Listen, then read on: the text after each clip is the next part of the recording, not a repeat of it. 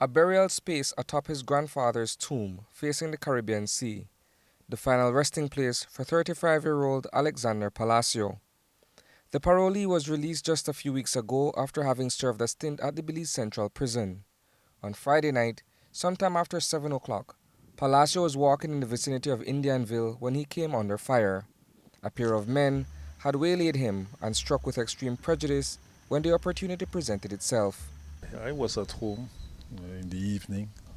This is around between after 6. I was at home and Alex came in and he looked for a piece of paper, perhaps to write down something. And he left. Well, I told him that it is time to make tea, so why don't he stay and make tea? No? So he said, no, he'll coming back in a little while and he will then help me whenever he comes back. So he'll come back in just a few minutes. Yeah, so when he left, he went to his aunt who lives nearby. When he left his aunt to the street, someone was waiting perhaps because I was not there. They shot him and to his back, and he ran. So his back was towards the the gunman, I should say. So they shot him a couple times to the back, and he ran and he fell to the ground. Alex, as his father calls him, had a troubled past, becoming involved with gangs and criminal elements in Belize City at an early age. In 2007, he was convicted of manslaughter in connection with the stabbing death of Isani Belgrave.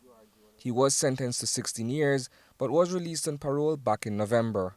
He was told not to go to Belize City because he was in parole. They want him at least in PG or somewhere else other than Belize City. So that's the reason. I was already here, so that was the reason why um, he ended up in PG. Because I am his father, and one of the fittest person to live with is me.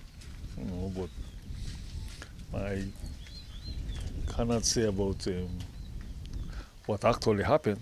But he was on a murder charge.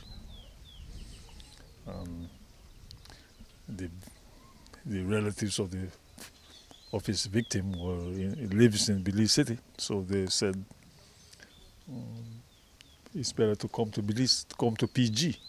So here I am living in PG.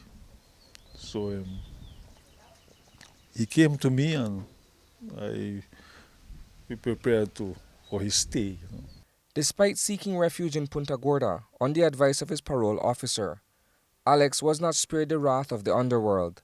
While a motive for his murder is yet to be determined, it is strongly believed that a previous dispute with a fellow inmate eventually led to his demise. And I just came to um, locate this spot where my father was buried. So it will be on top of his grave that we will make the tomb for him, for my son. Yeah. So that's what we are doing out here this afternoon.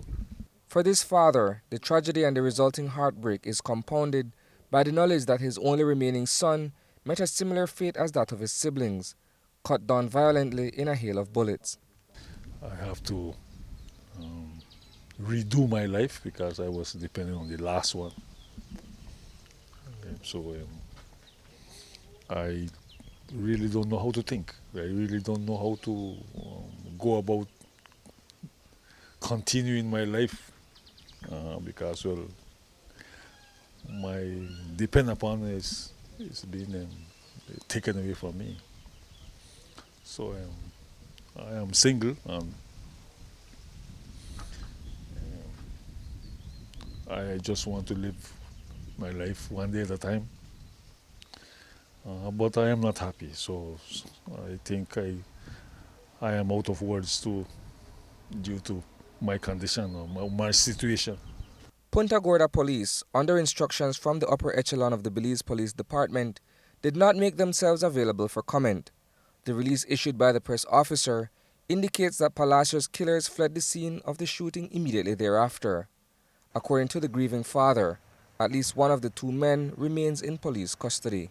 The police has not given me any information, but you just hear it from the people that I believe they caught the gunman, or not the one who well, they caught some person for the they are investigating, but they have someone in custody. That's the fittest word to say. They have some people in custody. Reporting for News 5, I am Isani Cayetano.